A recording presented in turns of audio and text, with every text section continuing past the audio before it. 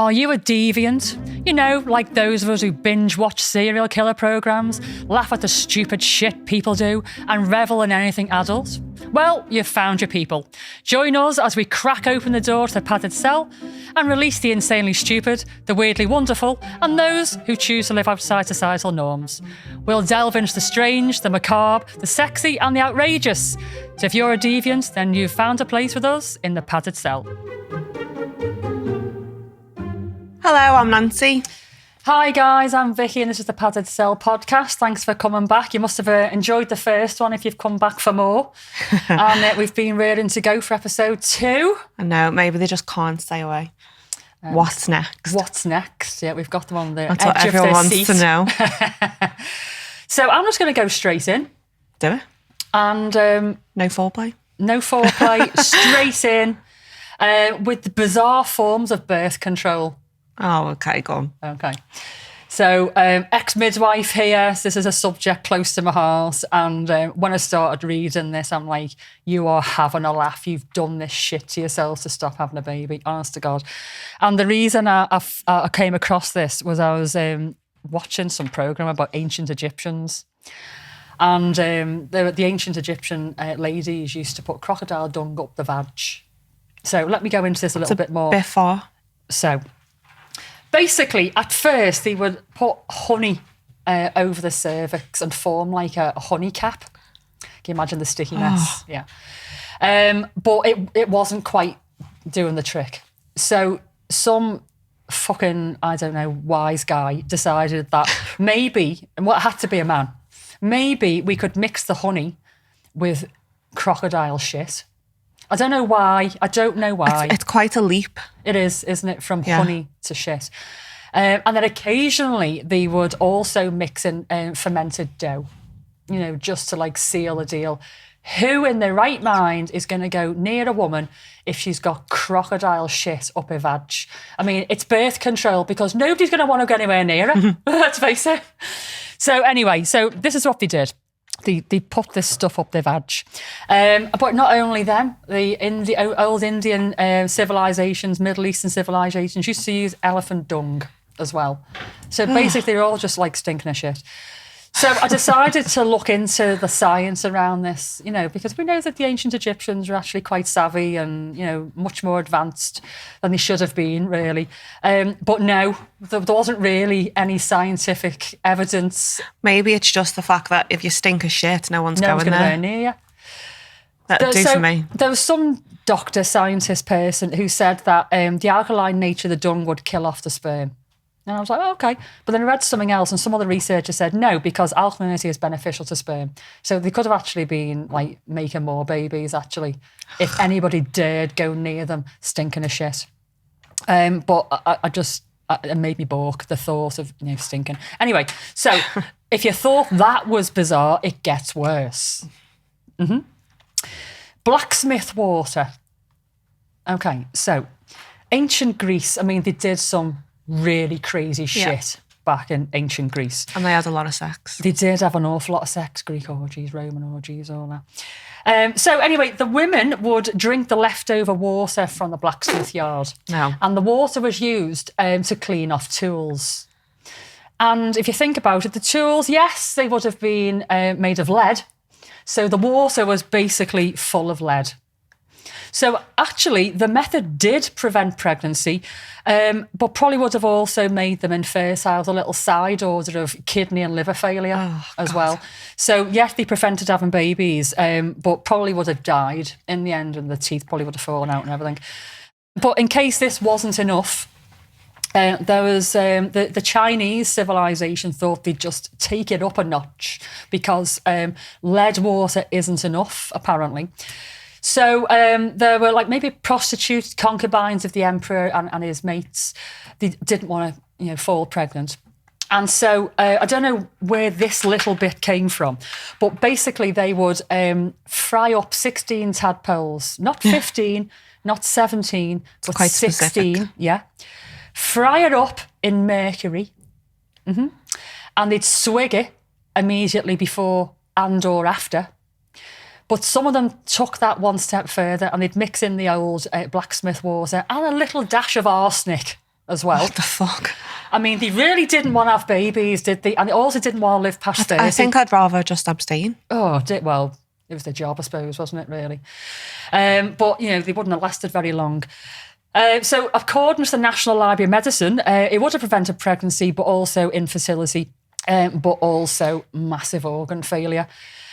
However, because they're like Chinese, they managed to get the dosage just right. So it did actually prevent pregnancy and sometimes cause miscarriage. But it didn't kill them off. They got it just right, like this little microdosing thing. How?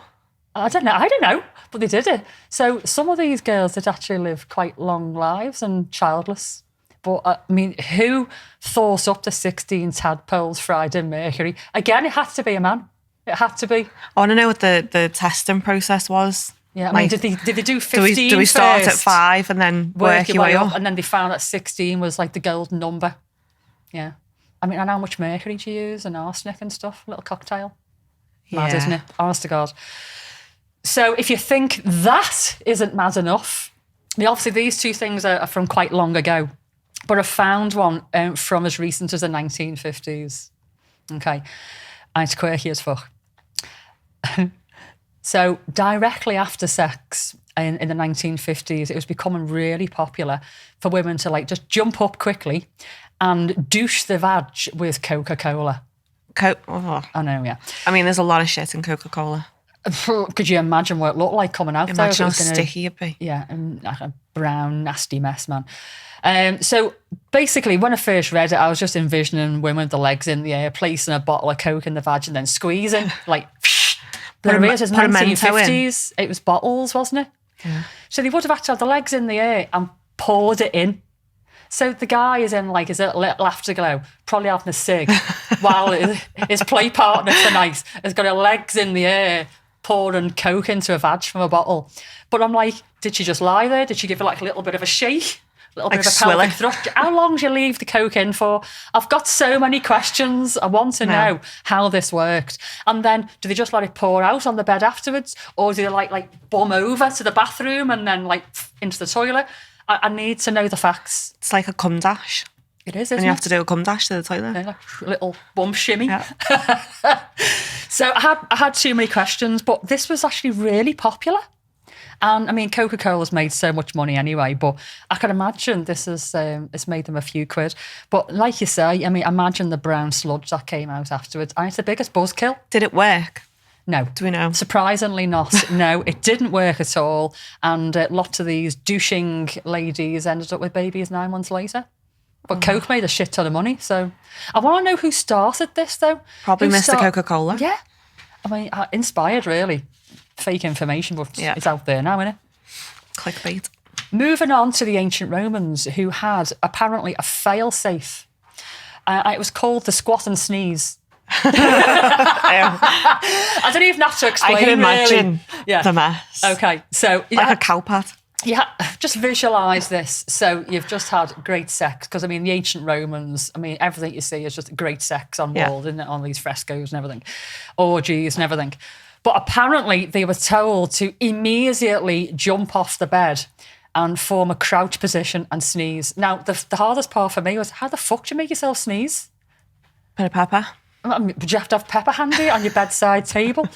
Shit, I forgot the pepper. It's get the lube, no, get the pepper. I mean, how can you make that sexy as well? You can't, can you? No.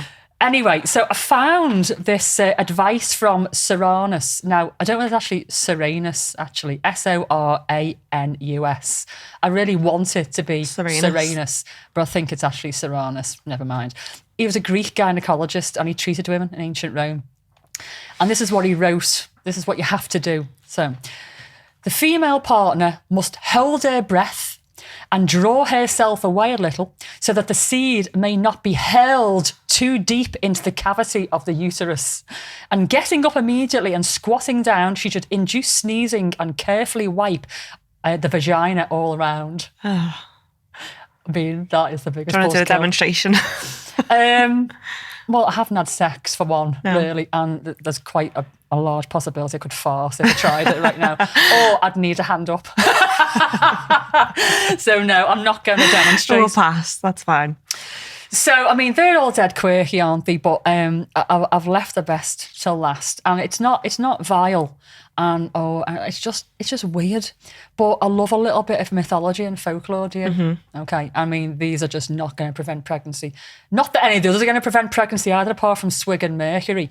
But yeah, a little bit of mythology and folklore. So, in all the mythological folklore stories that I read, testicles came into this quite a lot. And I don't know why. And maybe it's just like a load of angry ladies just wanted to chop balls off. I don't know.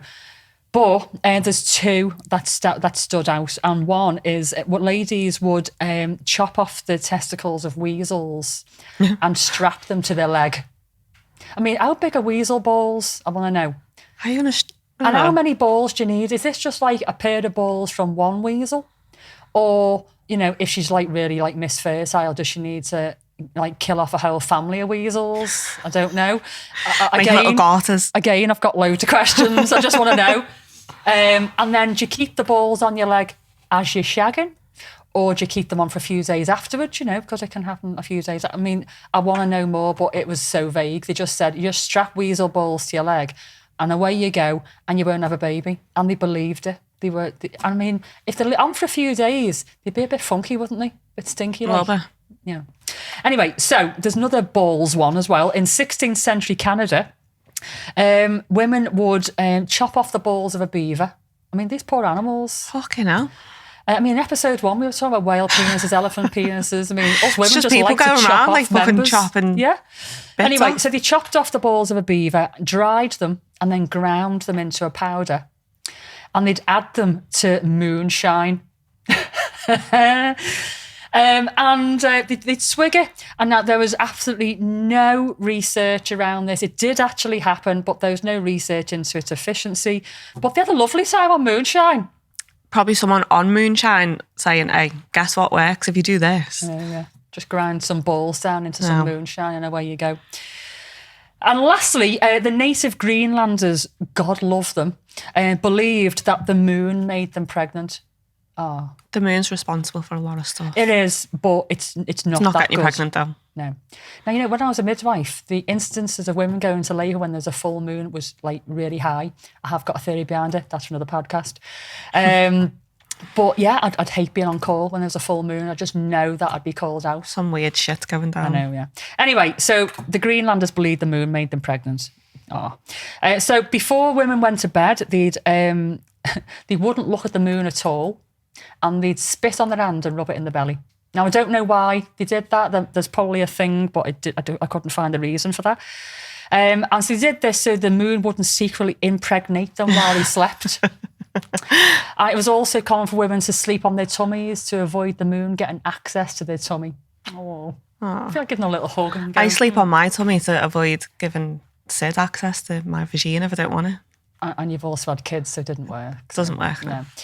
And then when the women were ready to conceive, they would completely undress and bathe under the moon because they believed that the moonbeams would give them a child. Wow. I know. Little moon dance. Oh. So there you go. I mean, it went from like proper bizarre there to even more bizarre at the end. What was your favourite form of contraception? We had camel dung, blacksmith water, mercury mixtures, the Coca-Cola douche, the squat and sneeze, and the mythology. I think the squat and sneeze. I can imagine it. Can you imagine Picture the fanny people farts, though? jumping out of the bed to do it. Fanny farts. But I can also imagine like little hieroglyphics in Egypt with Little squatting ladies. crocodile dung on. Oh, yes. Yeah. How do we know this happened? Oh, well, if in that bloody, what's it called? Pyramid, there was Yeah, a little picture. little crocodile But dung when I was pics. reading around, I did a little bit of research, and I mean, there wasn't solid evidence that it occurred, but there was loads of ancient texts to corroborate that it was common practice. But I'm like, solid evidence? What do they want? I mean, it's like millions of years ago. What solid evidence are you going to get that women put crocodile dung up the vag to stop getting pregnant? I mean, so it was text only, really, wasn't Yeah. it? So it was a thing. It did actually happen. I think my favourite out of all that, just for the fun factor, is the Coca-Cola douche. I can't stand Coke either, but the thought of having like this amazing, lovely time and me fella there having a little after-sex smoke, I was like, just don't mind me. He's got a Diet Coke, you've got the bottle. I've got the full fat, yeah, and my legs are in the air like squeezing Coke up the That back. was definitely started by Mr. Coca-Cola. It must have been, mustn't it? Yeah. Absolutely. But I mean, the women that believed it as well. Gullible. Yeah. So there you go. Forms of birth control. Not that I need it anymore, but I thought that was absolutely hilarious.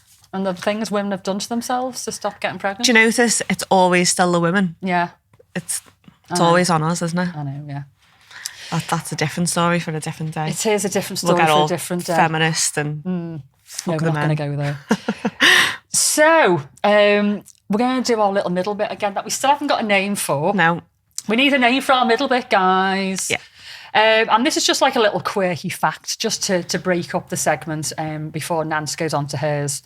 So, I'm sure you've heard of the saying, blowing smoke up your arse. Yep. Okay. Well, in the 1800s, they actually did this.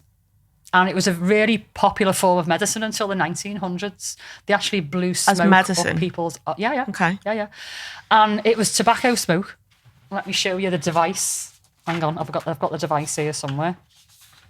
I've got a little picture. I came all prepared. It's all out of order now. Here we go. It's just behind the Icelandic phallic thing. Over. So, a picture of the thing that they blew smoke up your arse. Okay. Okay. So you can see like this little like, I mean, what would you call It's like it? what you stoke the fire with. Yeah, what are they called? Fire stoker puffy Fuck thingies. knows. Anyway, so they used this and they filled it with tobacco smoke and they would blow it up the patient's arse. I don't even know why. I mean, there was a bit of evidence that it started with like Native Americans.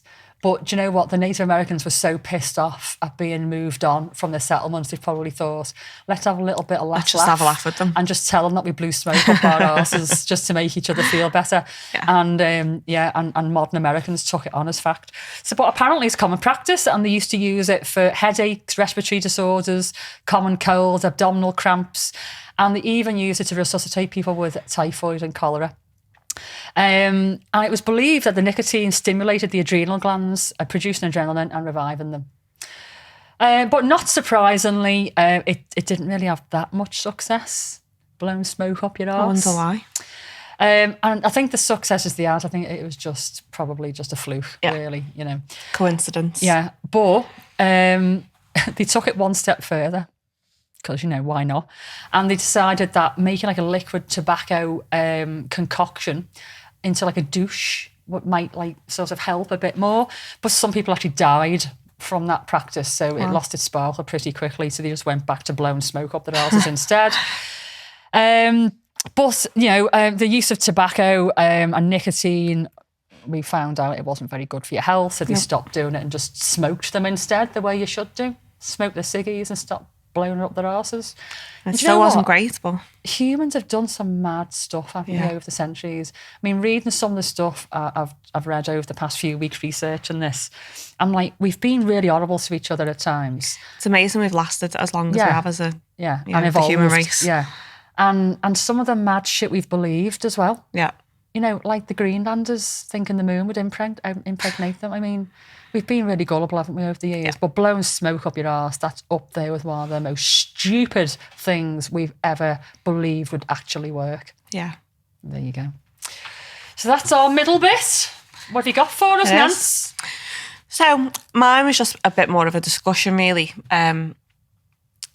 Very, very different subject. Mm-hmm. So we haven't really covered much of the BDSM side of our lives yet in the padded cell. No. So I think recently, I don't know how recent, but obviously you've now come out as a switch, come out the switchy closet. Mm-hmm.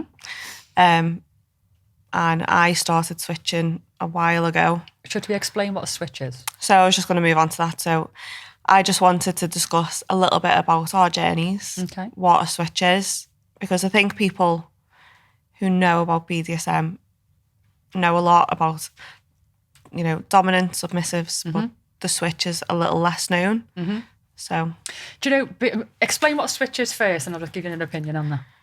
So, a switch is someone who can play both roles. Obviously, a dominant is the top. A submissive likes to obviously be on the receiving end of things. And a switch loves both. I love both sides. It's the best of both worlds for me. Yeah. It's very much a mindset for me of where I feel at, any time, place, what mood I'm in, how stressed I am, can all affect things. So I've had some people over the years say, not to me because my journey is quite recent, but they've related it to like being bisexual. You're just greedy. Yeah. You should be one or the other. You can't be both. And I didn't go along with it, but I sort of went, oh, yeah, whatever. And now it gets me a little bit cross. I can't help it. Because actually, you can be both. You can enjoy both and it's okay. And it doesn't make me any less of a top because, I like to be a bottom every now and then. And just like, when people talk about being bisexual, and it gets them really angry. No, I'm not greedy. I'm not promiscuous either. I'm actually really, really, really fussy. Yeah, same. Yeah.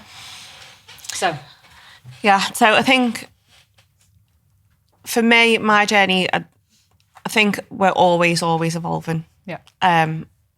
But for me, I was a little bit unsure until very recently. I know we've had discussions, but so I started very submissive. I was only ever submissive. Didn't feel like topping was even on my radar. It wasn't anything I wanted to do until one day it was. And then... Look at you now, I've seen you go, lady. And then it just, out of nowhere, grew this different side of me. Loved it. And then feel like my path sort of went one way. Whether it was just this discovery of, things that I was enjoying. I think that happens. And learning along the way. I think you get the excitement of trying new things, don't you? Yeah. And it's sort of engulfs everything that you're doing and you forget what you've been doing before. So I kind of then, there was part of being a bottom that I was missing and I wanted to sort of go back to. And then because I'm only submissive with Sid, we were trying things and it just wasn't the same. And we were kind of like, okay, what do we do now? Because this isn't working. So we had a little bit of a break, really. We'd do certain things between us. But yeah, I was a little bit stuck. Like, do you have to pick a side? I know I've had conversations with you, like, I don't know, is this the end of that road for me? And I'm now just a top. But we're now doing little experiments. Like we've done a scene on Saturday and it was very much an experiment.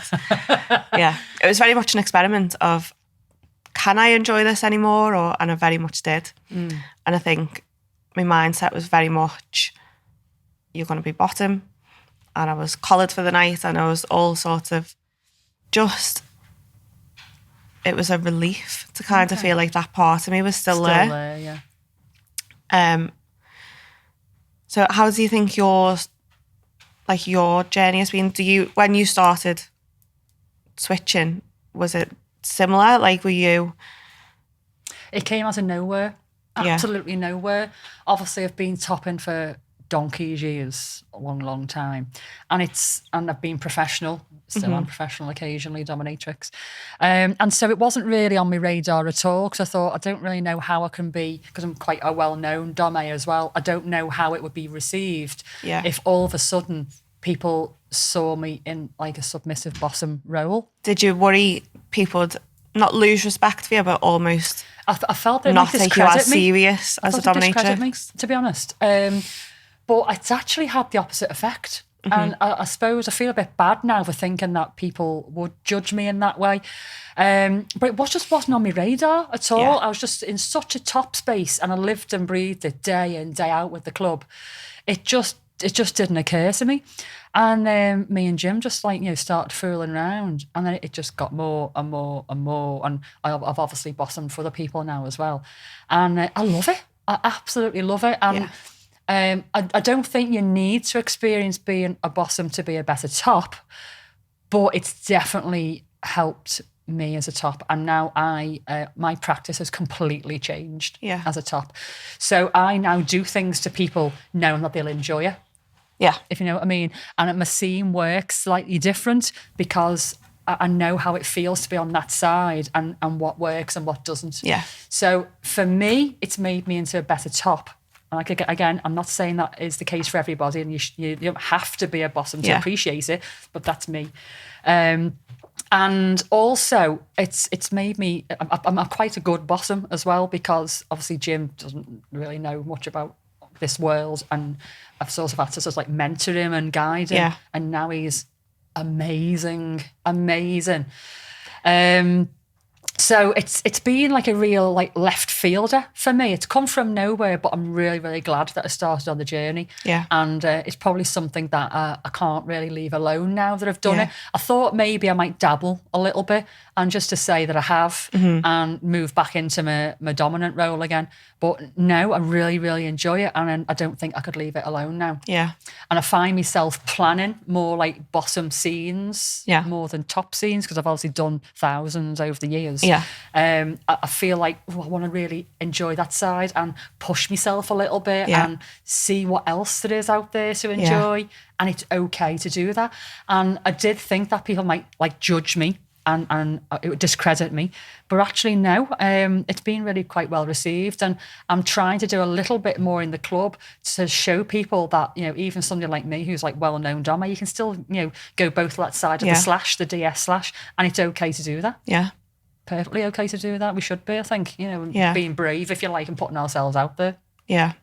I think it's been nice for me to allow myself to be in that position in the club as well, because a lot of the stuff that we would do with me as a bottom was all very much private, because it wasn't something that we necessarily wanted to share with people, and because obviously people want to watch when we're doing anything, so it automatically grabs that crowd.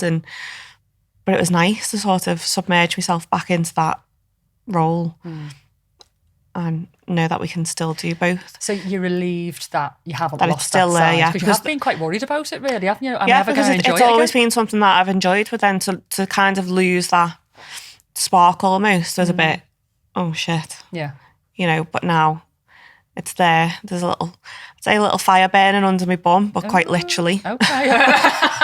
Yes, I saw the evidence. Yeah, quite literally. So it's reinvigorated you then, really, hasn't yeah. it? Nice. Yeah. I'm really pleased, actually, because you have been quite worried about it. Yeah. Do you find it easy to switch quite literally in between top and bottom, like you could do one today, one tomorrow? Yeah, no problem at all. I mean, obviously, I couldn't do it like mid-scene or anything. No.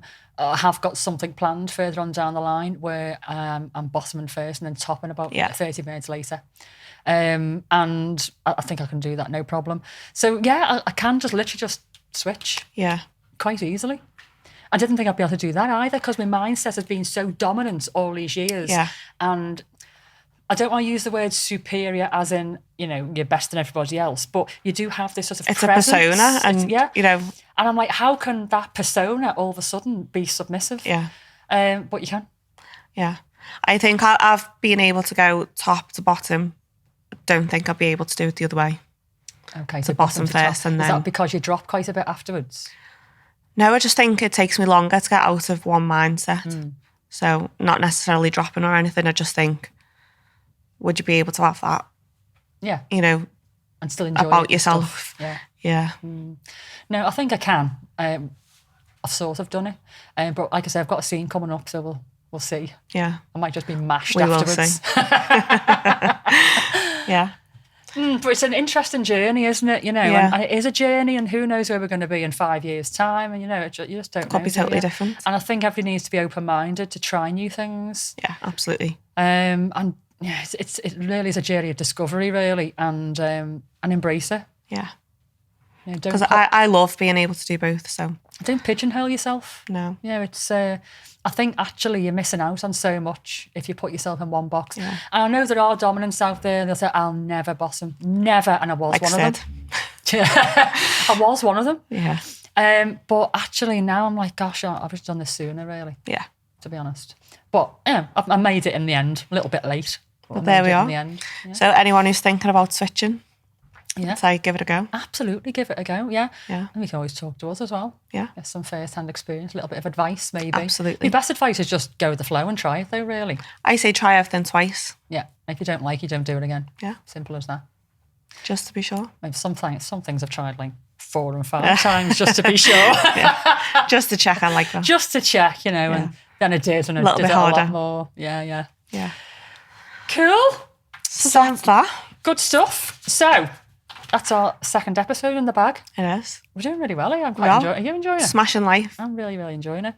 And that's what the Padded Cell's all about. We're talking about like real life stuff and some of it's crazy and that and adult content. I've got some macabre things in the bag as well that I'm gonna bring to some of my later episodes because I'm a little bit weird. And some very funny bits I think coming up too. Yeah. Oh yeah, absolutely, yeah. With our little shopping basket of goodies. We can't say more about that though. No, but Okay.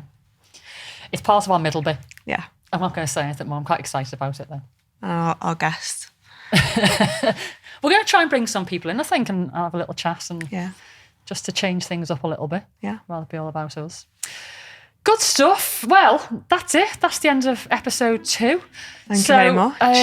Guys and girls, get in touch. medic@thepaddedcellpodcast.co.uk. Come and chat to us. Give us some ideas. Give us some feedback. What do you want us to talk about? Because quite frankly, I could just chat shit all day long, really. We often do. We often do. Go off on loads of tangents. But yeah, give us some inspiration. What do you want to hear about?